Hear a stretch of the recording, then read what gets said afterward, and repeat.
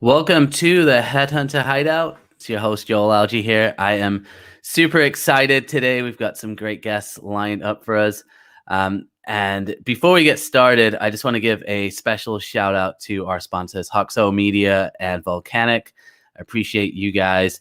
But welcome to Rebecca and Gail from nextOPP Search. We're super excited to have you here with us today. What I'd love to do, first of all, if you can, just introduce yourselves. Maybe we could go Rebecca first, and then Gail, and then guys, if you're out in the audience as well, feel free to let us know where you are, where you're coming from, and then if you got questions along the way, you can just type them into the chat, and we'll get to those as well. So Rebecca, welcome, and I'd love to just hear a little bit about yourself as well. Yeah, well, thanks so much for having us. I'm Rebecca Oppenheim. I'm one of the co-founders of nextOPP Search.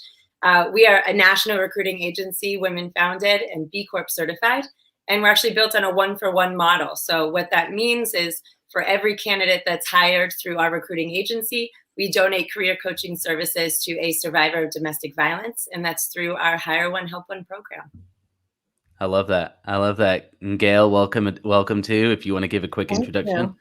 Yeah, my name is Gail Taberzi-Buck, and I am the other co-founder of this company. And Rebecca highlighted what we're about. And domestic violence, supporting domestic violence survivors is something that's really important to us. Empowering women is what really resonates with us. And we believe in for profit and for purpose, and think that it's our obligation as companies in the private sector to contribute to society as a whole. And that's kind of what made us come up with this program. Yeah, no, and I love that. And I know, Rebecca, when we talked to you, you kind of shared a little bit about how you got started with the program. I'm curious, how did you guys get connected together? Like, how did nextOPP start, and like how did you guys come together to be working with each other? Yeah, so actually, Gail was running a recruitment office in Greenwich, Connecticut, and hired me to help support her. And I really learned the business right from her, and it was clear from day one that we were great partners. And we really, like she said, realized that we have this skill set as recruiters, can really make a difference in people's lives, and wanted to give back and support women along the way. Kind of came up with a couple ideas where we were, decided that it wasn't necessarily the right fit to embark on those ideas there. So went off on our own and figured out kind of a better way to do things, where give back model is really in the DNA and the foundation of your company. So to start a company with that really in mind. So that's kind of how it started. So was that something that you guys had like talked about then for a long time before kind of splitting off, or like how did you find that kind of shared vision for that, Gail? Yeah, so I think we recognized early on, one, that we are great business partners. We have a really good synergy working together, and two, that we have aligned values. And so, we both would have these conversations about wanting to do more in our professional lives, and make an impact. And so, like Rebecca said, we kind of talked about a few different ideas of ways that we could give back and empower women. And one of our conversations that just kind of happened organically ultimately ended up being the catalyst for this program. And Rebecca had done some research on, or she had read an article and ultimately ended up to a lot more research about how financial abuse is intertwined with domestic abuse.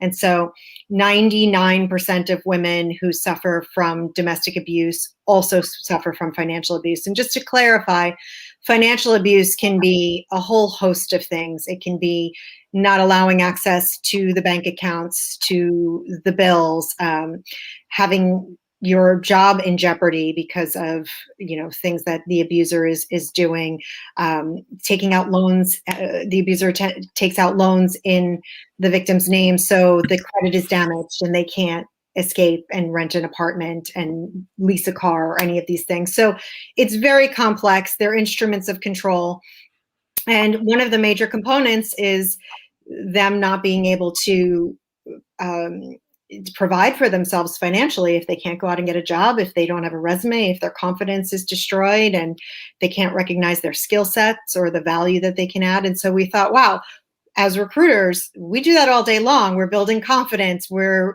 running mock interviews. We're tweaking resumes to identify skill sets and highlight experiences that are relevant to the position. And this is something where we could really help out with. And obviously, domestic violence is a very complex issue, and there are a whole host of people. We are a small part of the puzzle. But when a survivor goes through the process, through the organizations that we partner with, and ultimately is at that stage, that's where we step in and try to help them get to the next level where they can sustain themselves financially. I love it. And I think, one of the things I hear a lot when I do talk to, agency owners is this idea of like the coaching and coaching people and, the job interview. And most of the time when I hear that, it's like, hey, we're going to add another component to our business. This could be a great cash flow. And so obviously that's not the vision of what you're doing, which I think is amazing. When you're working with clients, I mean, is this something too, which your clients are aware of as well and they're involved in? And what impact has that had on clients? Like, have you seen clients kind of latch on to this as well and like want to get involved in the program as well that you guys are running? Yeah, I mean, I would say since launching the Hire One Help One program in 2018, the types of companies that we work with has really started to shift. It's really exciting for us. They're attracted to making their dollar go further. And so I do think that they are progressive companies that really care about their mission and culture and look at the vendors that they're choosing.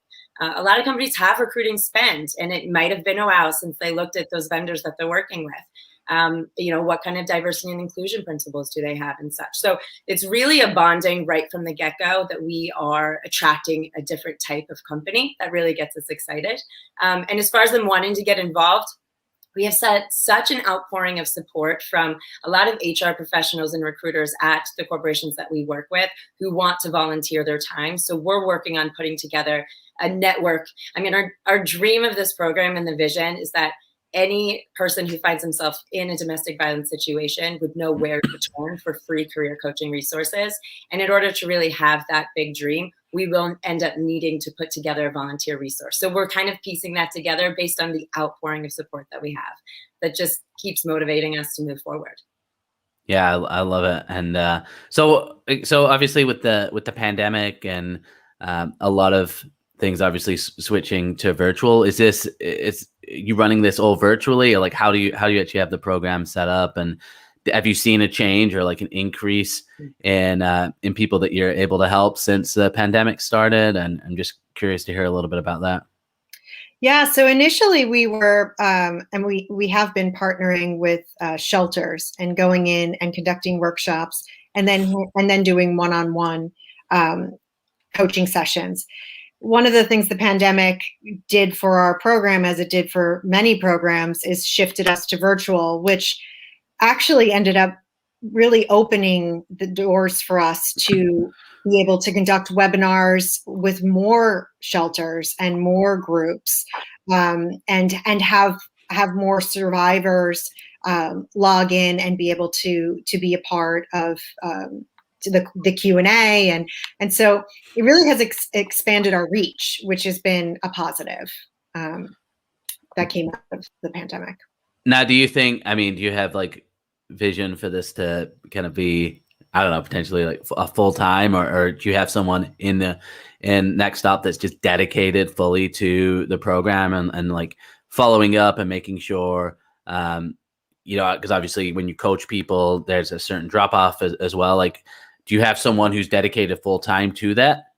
So the way the program works is we partner with the nonprofits. So like Gail said, the crisis centers, the shelters, because these women do need, it's a complex problem. So there is a suite of services that are being offered. We're just one piece of the puzzle. So as far as really keeping track of their progress and stuff, usually the nonprofit stays very close to them. We also keep in touch with them. Everyone at our company that works at nextOPP is involved in this program and the greater mission. And we do have that support to make sure that we can continue to grow. So it's really a shared responsibility. It's not like we have two people or one person at the company and that's their full-time job. We want to build a company and culture where everyone wants to be involved in this. Yeah, No, it's amazing. So how many do you, I guess, I mean, maybe you're tracking this, maybe you're not. Any kind of idea of how many people have been impacted by what you've done? Like, have you tracked that over time, or any kind of statistics on that, on just how many people have actually been impacted? It's a really great question. We're actually pulling those numbers together right now as we get ready for our next B Corp certification. I don't know if you're familiar at all with B Corps and their process. No, I'm not. Unfortunately. Yeah, no, it's a really rigorous certification. There are about 3,500 B Corps globally at the moment, and it's rising dramatically. They have a really long wait list of companies that are trying to get that certification. And basically what it means is you answer to all of your stakeholders, not just your shareholders. So you're not just looking at profit, but you're looking at your vendors, your culture, how you impact your neighborhoods around you, the environment, the difference between the lowest paid person and the highest paid person at your company, benefits that you give, diversity and inclusion. It's extremely encompassing. And so as we get ready for our recertification, we'll be pulling together all of those statistics.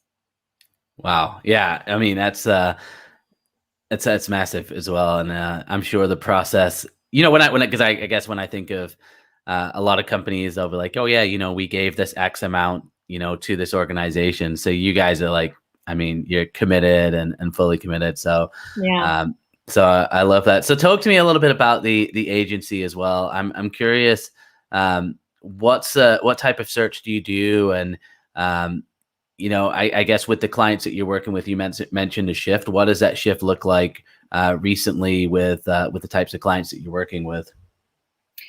Yeah. So like Rebecca said, a lot of the companies that we're working with are drawn to us because we share aligned values, and they have some sort of for-profit, for-purpose kind of model. Now, that's not to say all the companies we work with have that, but that's kind of been the shift where that's become a big part of our client base.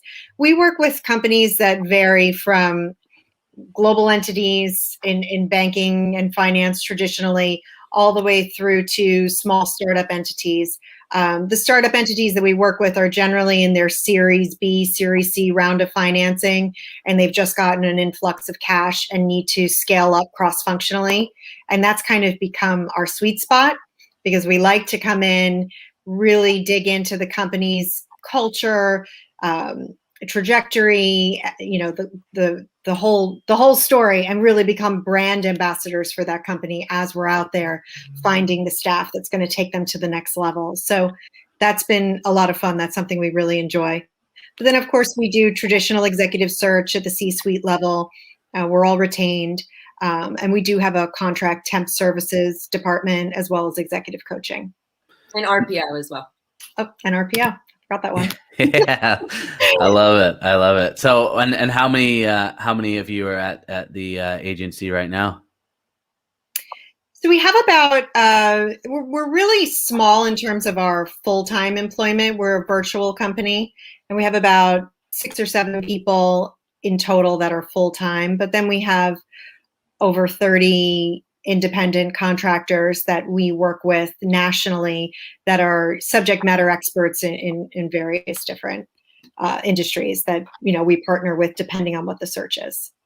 Now, were you always virtual then as a company? So before the pandemic, like what led you to make that decision, starting out to be virtual? We just kind of felt that this is a job, having worked in a agency environment with a bullpen atmosphere, and I think that that's valuable, and there's certainly a lot of advantages to being in a collaborative space. For us, it made sense just because we wanted to have a wider reach of the recruiters that we work with, rather than just be limited to our geographic area.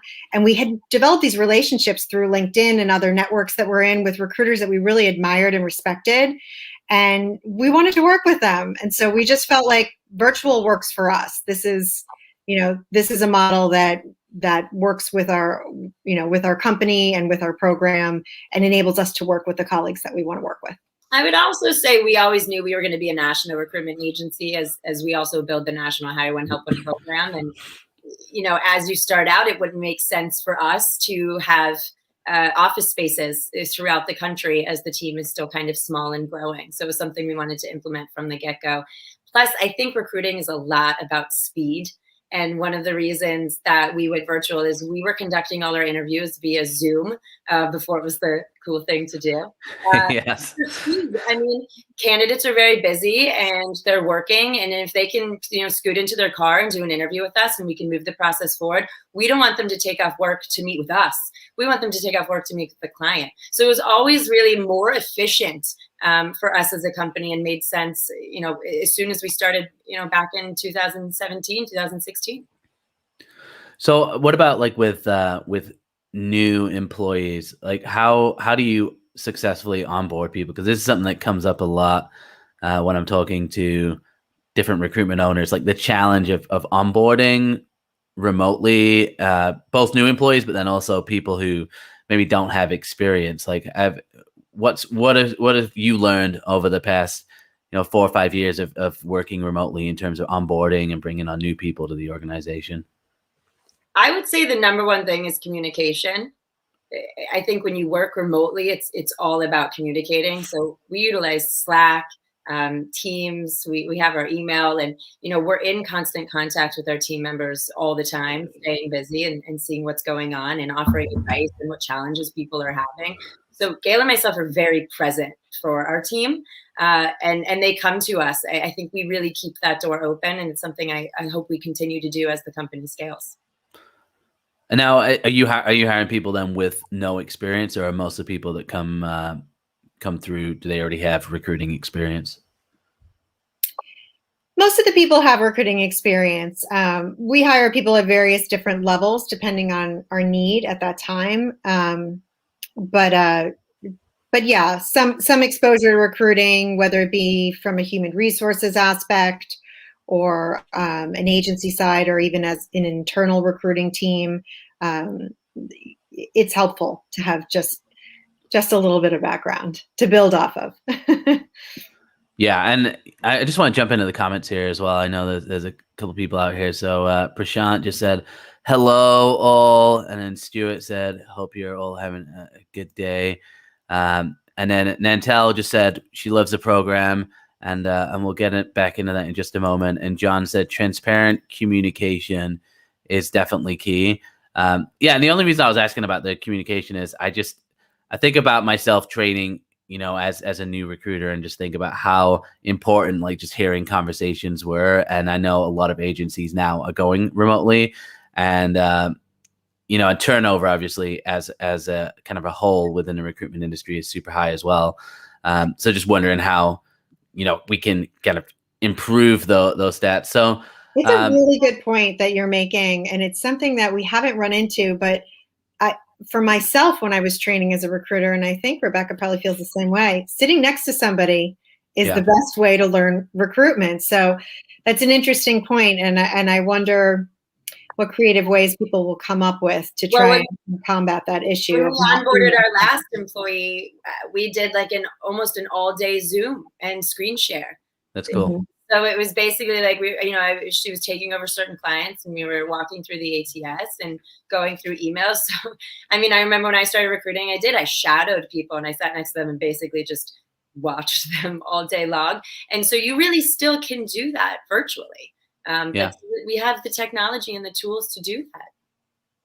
Yeah. No, I maybe someone will come up with like a virtual bullpen, where you can you can. We could all have avatars around the table. How many cold calls have you done today? No, just kidding. That actually sounds kind of like a nightmare. But yeah, I always ask that question. So I'm also curious, and just in terms of the Hire One Help One program, right? So what do you kind of see as next? Like, are you looking to kind of grow the program, and how else are you looking to help people? I guess what do you see as the future? Because obviously you guys are really invested in what you're doing as well. Yeah, I think there's a couple of things that are in the works for us. One, like Rebecca mentioned earlier, is we're trying to we're talking with some people about how we can harness all of this wonderful outreach that we've had on the volunteer side from our clients, human resources departments, and just other people that we've come in contact with. And two, expand the program into more areas. So find ways to replicate our webinars so that we can reach more crisis centers. And I think that the other thing that we would really like to be able to do is to just find a way to have more reach. And so whether there's a technological aspect to that, whether there's a matching marketplace, I mean, there's a lot of people that we're talking to that have expertise in those areas that are kind of brainstorming about how we can really expand the program and ultimately reach more people. Yeah. What are some of the major challenges that you come across in terms of, I mean, I know you mentioned a couple with like resumes and profiles. Like what are some of the other things that you, I guess, coach on or help people out with? A lot of the women aren't coming from their last job. So whether they've never worked in a traditional sense, or it's been 15 or 20 years, unfortunately, one of the aspects of control in an abusive relationship is to convince the victim that they don't need to work. And then therefore they don't have income coming in, and then they're also not as employable in return. So a lot of it comes with looking at what they have been doing. We have a lot of women who are extremely active in the schools, PTA, maybe they're volunteering at the soup kitchens or they're helping with the town activities, and help people realize that even though you're not getting paid for something, we can build a resume with the skills and the deliverables and the management and the responsibility that you are having, and word it in a way that is transferable into an admin position or an HR spot or cold calling or whatever it might be that might be a good fit for you and your lifestyle and the income. So a lot of that is really building up their confidence and making them realize that they have all the skills that they need to move forward. They just don't think of it that way because it might not be in a traditional corporate sense. So I would say that's a lot of the work that we do, is helping them build that and see that in a different light. Another one of the challenges that we face, and I think everyone is facing, is there's still stigmatism attached to domestic violence. There's kind of a sentiment of, well, it's a free country, why don't they just leave? And so we really feel a responsibility as ambassadors for this program to educate people and help them understand the complexities of domestic violence and help shine a light on it. And we feel we have a responsibility to do that. And that's one of the other things that we're working on is we'd like to be able to put together, and we've been working on putting together a program that human resources departments can use to help educate their employee base on the signs to look for and what this really means for a survivor and what they're facing in order to get out. So that's a big part of it too for us. Yeah. And I mean, I can imagine too, if you're in a situation, just feeling alone and not having that help. So, has like the virtual, I guess like our virtual workforce, which is just growing and growing, is that something that's actually advantageous in terms of being able to have like more access and I mean, even with like, I think about the job market right now with how competitive it is, like, have you seen it actually as like a good thing in terms of helping these women find a position? Does that help? I unfortunately don't think it's extremely helpful, because for women who do feel trapped, their job was the one way to get out of the house. And now, unfortunately, their job was in the home. So it was a really dangerous situation when we were all on lockdown and really confined to our homes. It's starting to be a little bit different. And that's one of the reasons we're so passionate about really educating HR departments to maybe be able to pick up on clues that you might not know, because sometimes those HR departments in your job can be the lifeline. You don't realize in order to help this women. A lot of the nonprofits that we work with, it has been helpful, the virtual element, because a lot of those women are leaving or more accessible because they don't need to take planes, trains, and automobiles to get to an office to meet with someone or make sure their kids are being watched. They can do it in their own home. So there has been some advantages on that side. But as far as work being inside your home, where the danger could be, it has had a lot of drawbacks. Yeah, that makes a lot of sense. So what about with like Zoom interviews and things like that? Is that something that you've you have been coaching on, or is that something that you're coaching on as well in terms of this virtual interview? And I just think that's probably, man, to me, that's kind of nerve wracking if you haven't been in an interview situation for a long time, like having to do an interview on Zoom. That's something we're working on with everyone. I mean, Yeah. a lot of our candidates have had to make that transition, and interviewing is nerve wracking to begin with. I mean, I don't care. I always say if you're a really good interviewer with a lot of practice, you're probably not good at your job because you shouldn't be interviewing every month. So, it is something that we're helping our candidates with, certainly, and the help ones as well. What are some things that, like, obviously we've got a lot of recruiters listening, and there's recruiters out there. There's also going to be recruiters that listen to this after the recording. What are some things that recruiters can do to get involved and help out? And I mean, I know you mentioned with HR departments listening for things, but other things that like recruiters can be doing in kind of the front lines and almost, I just think of a lot of times recruiters, the goal is to help the hiring manager and keep the hiring manager, and keep them happy. But what are some of the things that recruiters can do to get involved and just help out with this situation as well? I think in general, one of the lessons I learned early on as a recruiter is it's great to be really invested in your job and you are helping people get employment and helping the hiring managers and such. But I kind of wanted and yearned to connect to something a little bit deeper as I learned this skill set. There are a lot of nonprofits that lack resources in this career coaching resume up, whether it's Dress for Success or homeless shelters, or there are just so many. There's so many people that could use that kind of assistance that I really encourage people, if it's a passion of yours or a group of people or a nonprofit that you love, reach out and see if that's something that maybe they could use some help with, or just do some digging into your community around you as well. I found it really motivated me as a recruiter, to be honest. So it's something I'm glad I learned early on. Yeah. Recruiters have such a unique skill set. We help people get jobs, and we know the formula for doing that. Every day, this is what we do.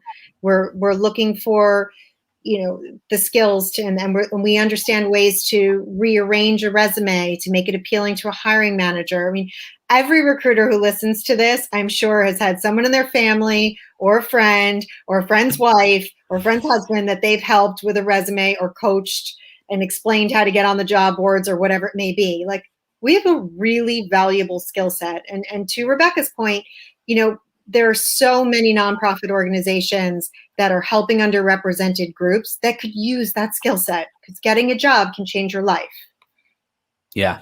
Yeah. I love that. And I think even just giving the almost just real kind of truths of like what is going on in the interview process. A lot of times when I talk to career seekers, it's like or job seekers, there's almost like a lack of understanding of just how the process works. And they might, maybe they've been on a long job search and they're wondering why they're getting rejected. And, somebody's just giving that kind of truthful answer of like, hey, this is actually what's going on. This is why it's difficult. Yeah. I think that's massive. And that's how people can get better. And obviously it's kind of, giving them, pulling back the curtain a bit and giving them an inside perspective that they wouldn't have otherwise. And that gives you a leg up. It really does. It really does. And I think too, obviously recruiters, it's a lucrative position, and I think you've got to give back. And I love what you said, Rebecca, about just finding that deeper purpose in what we're doing. Because one thing I do hear a lot, again, is, I'm helping people. And a lot of times in the back of my head, I'm like, well, you're helping yourself as well, because you get paid big fees. But I love that you just like, okay, I need something more. Like, there's got to be more than that. And so, I just encourage anyone who's out there, like, there's going to be organizations around you locally that do need help. And, maybe the next move isn't just setting up a resume service for executives that you can get another cash flow in. It's giving back. So I love that. And I do know that most recruiters I've worked with they do have that desire as well to give back. And I do believe that that's there. But it's just easy to get off track. So, I love that. So what about, is there anything that if people want to kind of give back to what you guys are doing, like how can listeners out there do that, or how can they find out, even just how to contribute to directly to what you're doing? So because we're not a 501c3 or a nonprofit ourselves, we don't take any type of donation. Got it. It's really the best way we can grow Hire One, Help One is to bring on for-profit clients that need recruiting help. If that's one way. Another is we're hiring ourselves. So we are looking to bring on recruiters that want to help us grow from the inside. So if anyone listening to this is really interested in our mission and what we're building, please reach out to myself or Gail. I'm very accessible on LinkedIn, so you can always message me there. And then the other way is things like this with you, Joel. Anytime we can really shine a light on what we're doing and domestic violence and how financial abuse is really intertwined within it, and kind of move away from it just being the physical abuse and kind of open it up to how complex it is. Any way we can, talk about it, if anyone has any ideas there, that really helps us as well. I know there's some podcasters out there. In fact, I think John here he runs a podcast. So John, that was for you. But no pressure, just call him right out there. Yeah, that's what I do. That's how we roll on this show. No, I love that, and it makes a lot of sense, obviously. So what about like to anybody who is looking for a job, like talk to me about kind of the ideal person that you guys bring on. And I hate to say like culture fit, because I just feel like those terms get used out of place all the time. But like, what's the feel of nextOPP? Like, what's it like to work with you guys, and what type of person would you look for if there's someone out there that's listening? We're a very familial environment. Like Rebecca said, we have a constant communication going in between our Slack channel and text messages and emails. So we do really develop strong relationships with each other. So we would be looking for someone who's interested in that kind of connectivity. Obviously, someone who our mission resonates with and who, cares about giving back. And then I would say someone who's independent and a self-starter, because obviously when you're working remotely, you need to have that kind of discipline to be able to get fired up every day and stay on top of your clients, and then also contribute to our program. We don't do any babysitting or micromanaging. So we like people who thrive in that environment and really motivate themselves. So you don't send out a spreadsheet 7 times a day with Cole. Okay. We're very results. Time for that. I shouldn't say that, because there's probably somebody out there who's like, I send 8 spreadsheets, so I shouldn't mock that. We keep spreadsheets. Don't make no mistake. I love my spreadsheets, but no, we do not micromanage in that way. No, I love it. Well, yeah. Well, like I said, anyone who's listening, if you think potentially you'd be a good fit, look up Rebecca on LinkedIn, connect with her. I'll put her profile on the post as well. And I think are you maxed out in connections, or you still have room? I have a couple left. Okay. Awesome.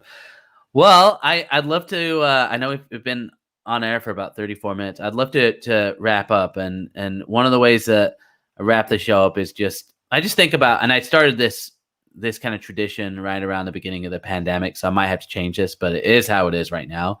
But I just like you to think back to when you first started in recruitment, and we're in a unique time right now, just like we were when the pandemic started. I think now all I hear about is how there's no candidates. Nobody wants to move. There's a candidate shortage. It's super hard. I'm like, 6 months ago, it was hard to find clients, but now, no, it's candidates. So there's probably recruiters who have just started that are like, man, this is super difficult. It's super tough. I don't know if this is cut out for me. What advice, why don't we go to Gail first, and then we'll go to Rebecca. What advice, there's one piece of advice that you have, or if you could speak to somebody one-on-one in that situation, what advice would you give them? Yeah, so I remember when I first started, and I've been doing this 20 plus years, I used to, I'd become really emotionally invested in my candidates, not emotionally invested in terms of connecting with them, but I get really excited when I thought I found the one. And I'd do it right up, and I'd send it over to the client, and the client would shoot it down. And I would take it personally, I would feel defensive and try to sell them on why. I thought, Now, I think there's a healthy level of explaining to the client why you chose this candidate, why you think they're a fit. But what I've learned over the years is I've become much better at listening to the client and incorporating that feedback, and then pivoting to adjust the search to find the candidate that they're looking for. So that would be the advice I would give. It is a very difficult time. So, it's always important for us to make sure that we're reminding our clients that time is of the essence, and what I call pleasantly pestering them so that they do look at the submission, so they don't lose out on candidates. So that would be the advice that I would give. I love that. And by the way, though, that comes from a good place too, because I remember training one guy, and that's exactly what happened. I remember he started and he got his first submission, and I kind of knew going into it, I was like, yeah, I don't think they're going to be a good fit. But he had his first big, great conversation. He was super amped, and we're on the call, and I'm shadowing him on the call, and he just would not let it go. And I'd send him a DM, it's okay. They'll find something else. But his heart was there. So yeah, no, we've all been there. Yeah, I love that. I love that. Rebecca, how about you? What advice would you have? I would like to say that it's always difficult. Yes. I mean, I don't know if that's really good advice, but honestly, it is good advice. Yeah. If you don't want a difficult job that's rewarding, probably is not the job for you. I mean, I have gone through different crises since I've started, whether it's a shortage of clients, a pandemic, now we can't find the right candidates, we're competing with unemployment. I promise you it's always something. And if life is really good and it's easy right now, you should you have to be preparing for the next something, because jobs and recruitment is hit first with the economy. So I always like to just be a yes person. And Gail taught me that right from the very beginning. I like a good challenge. So give me your tricky stuff. Like, I have a very, go-getter attitude. If you don't want to be challenged right now, you're not going to find the candidates for jobs. And when there are plenty of candidates, if you don't want to be challenged, you're not going to find the clients who want those candidates. So it's worth it in the end, but I think the bar has to be set there to enjoy it. Yeah. No, I love that. That's why I always get a little bit leery when people are coming into the industry, and then I hear the recruiter like really selling them on the recruitment industry, and I'm like, we got to be a little bit more upfront. It's always difficult. If it wasn't difficult, you wouldn't get paid to find clients and find candidates. So I love that.